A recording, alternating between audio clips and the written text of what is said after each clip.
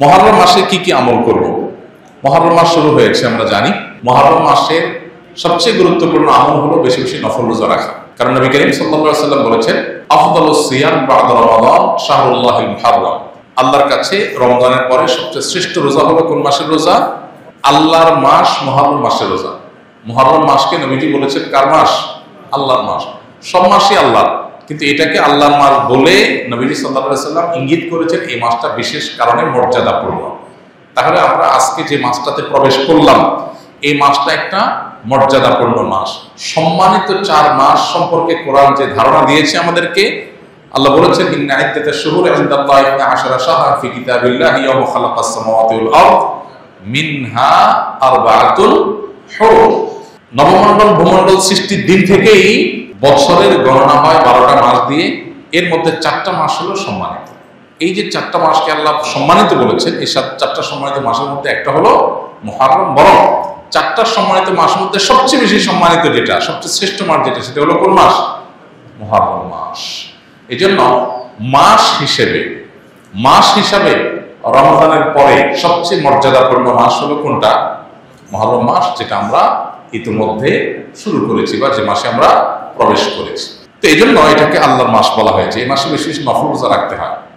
নফল রোজা নিয়ে অবশ্য আরেকটা হাদিস আছে, এর সাথে বাহ্যিক দৃষ্টিকোণ থেকে কন্ট্রাডিক্টরি মনে হয়। সেটা হলো আমাদের আয়েশা রাদিয়াল্লাহু আনহা থেকে বর্ণিত, নবী সাল্লাল্লাহু আলাইহি ওয়াসাল্লাম এর ব্যাপারে তিনি বলেছেন, মা রাআইতু রাসূলুল্লাহ সাল্লাল্লাহু আলাইহি ওয়াসাল্লাম ইসতাকমালা সিয়ামা শাহরিন কাত্তু ইল্লা ফি রমাদান ওয়া মা রাআইতুহু আকসারা সিয়ামা মিনহু ফি শাবান। অর্থাৎ আমাদের আয়েশা বলেছেন রাদিয়াল্লাহু আনহা যে আমি নবী করিম সাল্লাল্লাহু আলাইহি ওয়াসাল্লামকে পুরো মাস রোজা কমপ্লিট করতে দেখছি এক মাসে, শুধু ছিল রমজান মাস, যে পুরো 30 দিন রোজা রাখছেন।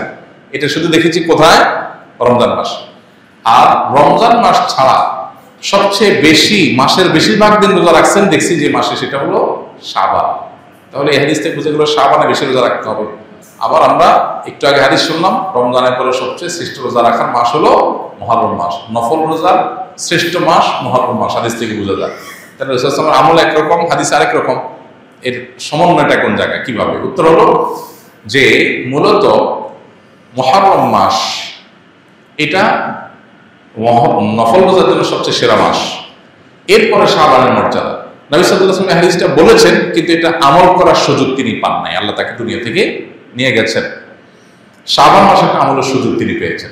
তাহলে নফল রোজার জন্য সবচেয়ে আদর্শ মাস এটা, সেই হিসাবে বেশি বেশি এই মাসে নফল রোজা রাখা দরকার। আল্লাহ যাদের তৌফিক দিয়েছেন, মুহররম মাস উপলক্ষে আমরা 2-4টা রোজা রাখা দরকার। এখানে আমরা যারা আছি, বেশিরভাগ মানুষই হয়তো এমন মুহররম মাসে আশুরার রোজা রাখা ছাড়া আর অতিরিক্ত রোজা, হয়তো যারা সোম-বৃহস্পতিবার রাখছেন, আইয়াম বীজ রাখেন, এটা হয়তো রাখছেন, মুহররম মাস হিসাবে রোজা রাখার সুযোগ বেশিরভাগ মানুষের হয়নি।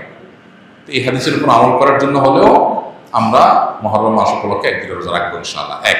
দ্বিতীয়ত, মুহররম মাসটা সম্মানিত 4 মাসের একটা। সম্মানিত 4 মাসের বিধিনিষেধগুলো এখানে চলে আসবে। সম্মানিত 4 মাসের যুদ্ধ বিগ্রহ করা নিষেধের সম্পর্কে আয়াত আছে, যদি অনেক কালেন্ডার মতো এটা মানসুখ হয়েছে। আবার সম্মানিত মাস হিসাবে আল্লাহ তাআলা বলেছেন, ফালা তাজলিমু ফিহিন্না আনফুসাকুম, এই মাসগুলোতে তোমরা নিজেদের প্রতি অবিচার করো না। পাপাচার থেকে বাঁচার জন্য এটা বিশেষভাবে যত্নশীল হতে হবে।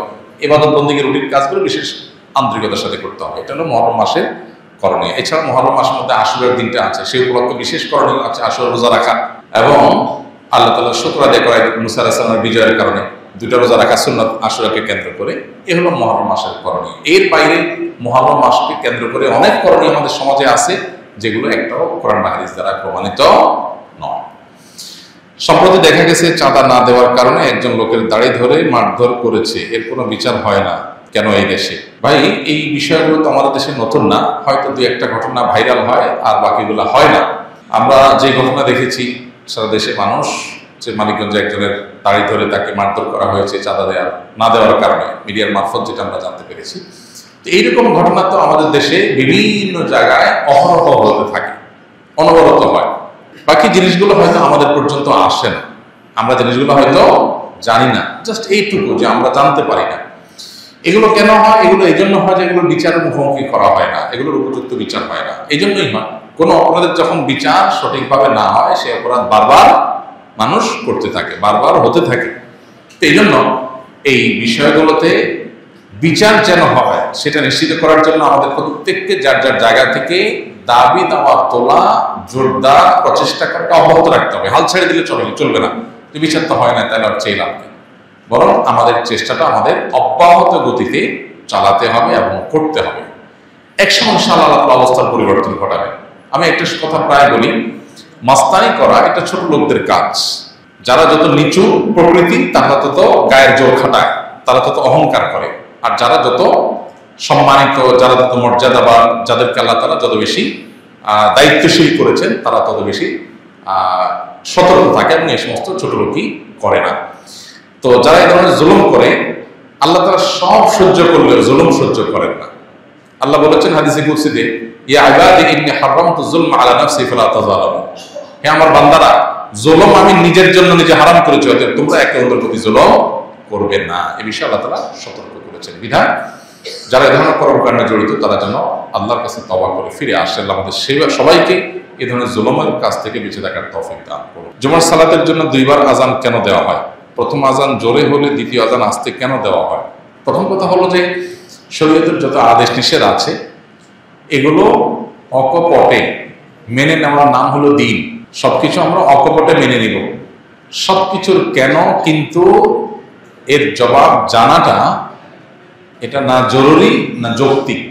কারণ নির্দেশদাতা যখন সৃষ্টিকর্তা, সৃষ্টি হয়ে আমি তার সব কিছুর যৌক্তিকতা ধরে ফেলতে পারবো, এটা স্বাভাবিক ব্যাপার না, বিষয় না। বরং অনেক কিছু আমার বুঝে না আসাটাই স্বাভাবিক।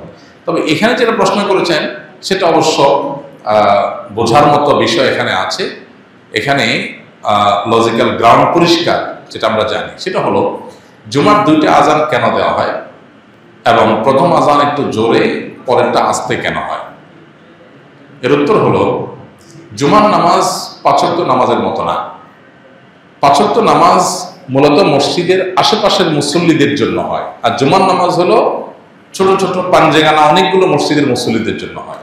তাহলে মসজিদের 5 ওয়াক্ত নামাজের মুসল্লিরা থাকে মসজিদের আশপাশের লোকেরা, আর জুমার মুসল্লি থাকে মসজিদের দূরের মুসল্লিরাও।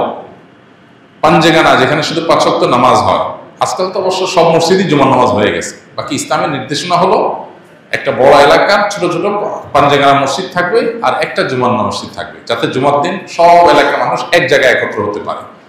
এটা ইসলামের সামাজিক সৌন্দর্য। যেহেতু জুমার নামাজে আশেপাশের বিভিন্ন পাঞ্জেগানা মসজিদের মুসল্লিরা দূর দূরান্ত থেকে আসবে, অনেক দূর থেকে আসবে, সেই জন্য তাদের জন্য তাদের আসার সুবিধার্থেই দুইটা আজানের ব্যবস্থা।